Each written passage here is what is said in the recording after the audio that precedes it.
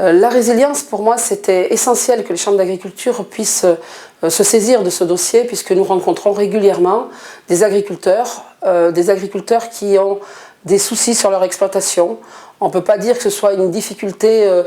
très forte, très grande, mais c'est une difficulté qui naît et qui, si elle n'est pas prise assez tôt, peut engendrer des difficultés très fortes. Donc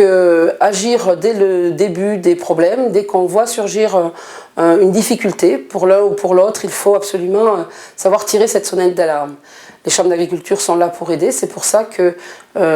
je demande à ce que chacun soit vigilant et puisse intervenir auprès des agriculteurs, ou en tout cas, s'il ne peut pas le faire directement, faire intervenir un de ses collègues, et c'est pour ça qu'il y a besoin aussi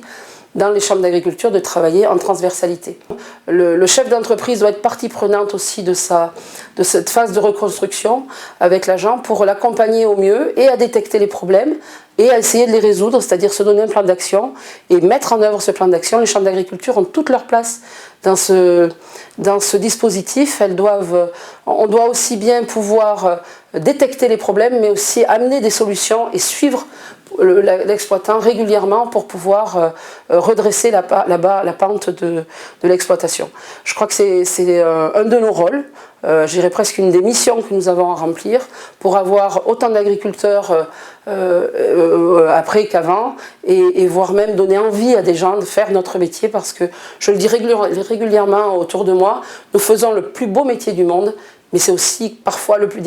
difficile.